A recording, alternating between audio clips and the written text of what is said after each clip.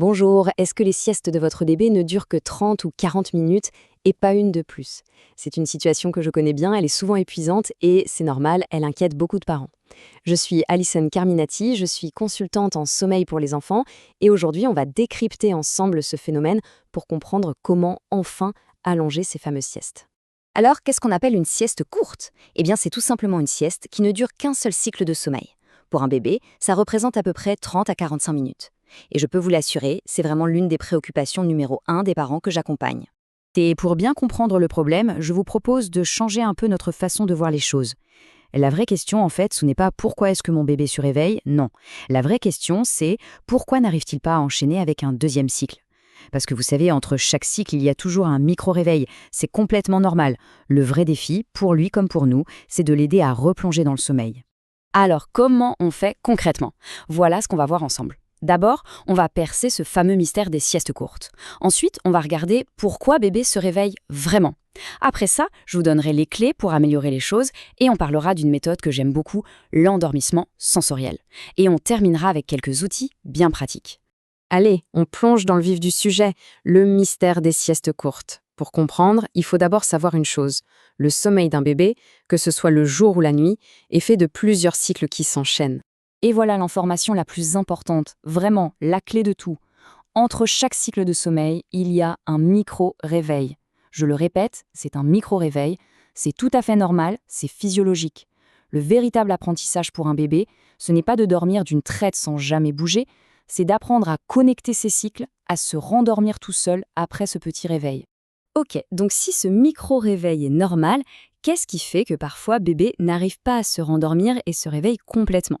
Eh bien les raisons peuvent être nombreuses et vous allez voir, parfois même un peu contradictoires. Souvent, la raison numéro 1, c'est le timing. C'est une question d'équilibre. Si on couche bébé alors qu'il n'est pas encore assez fatigué, son envie de dormir n'est pas assez forte pour qu'il enchaîne un deuxième cycle. Mais attention, à l'inverse, un bébé trop fatigué, c'est pas bon non plus. Son petit corps va produire du cortisol, l'hormone du stress, ce qui rend son sommeil beaucoup plus léger, plus agité, et là, pour se rendormir, c'est mission impossible. Mais le timing, ce n'est pas tout. Il y a d'autres choses qui peuvent jouer. Par exemple, un endormissement qui a été un peu long, un peu tendu, la température de la chambre aussi. S'il fait trop chaud, c'est plus difficile. Et puis, il y a les fameux sursauts, le réflexe de Moro qui peut le réveiller net. Et bien sûr, on n'oublie pas tous les petits inconforts physiques, une dent qui travaille, un petit rhume, un reflux. Bon, on a vu pas mal de causes possibles. Mais la bonne nouvelle, c'est qu'on a aussi plein de solutions.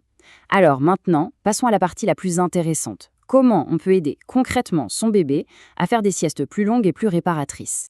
Alors, il y a 3 grandes clés. La toute première, et c'est la base de tout, c'est l'observation. Il faut apprendre à devenir un vrai détective des signes de fatigue de son bébé, même les plus discrets. Deuxième clé, surtout à partir de 6 mois. Essayez de fixer une heure de lever le matin. Ça aide à réguler tout le rythme de la journée. Et enfin, la troisième clé, qui est un peu notre botte secrète, travailler sur un endormissement qu'on appelle sensoriel. Alors, l'endormissement sensoriel, qu'est-ce que c'est? L'idée est en fait très simple et très intuitive.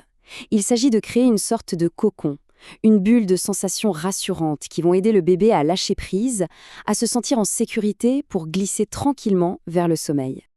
En pratique, comment ça marche? On va utiliser des choses qui parlent à ses sens.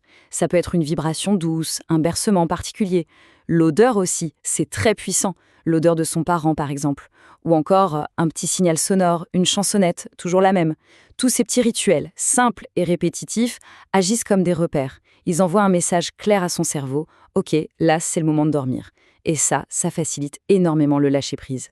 Et pour ça, il y a un outil tout simple que j'adore, c'est le Tupanino. En fait, c'est juste un morceau de tissu, un lange par exemple, que le parent a gardé sur lui, contre sa peau, pour qu'il s'imprègne de son odeur. Au moment de poser bébé, on met ce tissu près de lui, ça crée une continuité sensorielle super rassurante grâce à l'odeur, et aussi ça évite le choc de température entre les bras chauds et le lit plus frais. C'est un petit détail qui peut vraiment tout changer. Un autre outil, surtout pour les plus petits, c'est l'émaillotage ou une légère contention. Attention, il faut que ce soit fait en conscience et de manière sécuritaire, bien sûr. Mais ça peut être une aide précieuse pour limiter ces fameux sursauts qui sont une des causes principales de réveil au moment du micro-réveil. Ok, maintenant j'aimerais aborder un cas de figure très fréquent qui stresse beaucoup de parents.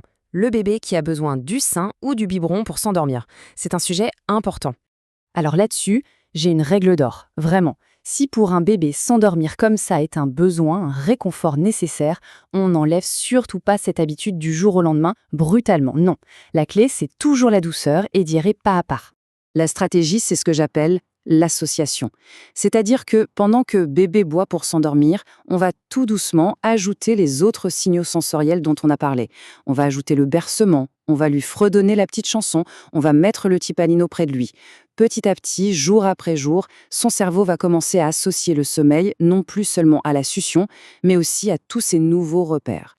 Mais attention, ça, c'est vraiment la dernière étape. On ne s'attaque pas à l'endormissement au sein ou au biberon en premier. Jamais. La toute première priorité, c'est de s'assurer que les bases sont solides. Est-ce que le timing de la sieste est le bon? Est-ce que la température de la chambre est correcte? Est-ce que les signaux sensoriels sont déjà en place? On règle ça d'abord. Voilà, on arrive à la fin, et s'il y a une chose que j'aimerais que vous reteniez, c'est celle-ci. Les siestes courtes, ce n'est pas une fatalité. Vraiment. Ce n'est pas quelque chose qu'on doit subir sans rien pouvoir faire. En observant son bébé, en ajustant son rythme, son environnement et en l'accompagnant avec ses outils sensoriels, on peut vraiment l'aider à allonger ses siestes. Les clés, ce sont les parents qui les ont. Observer, ajuster et surtout accompagner son bébé avec beaucoup de confiance et de bienveillance.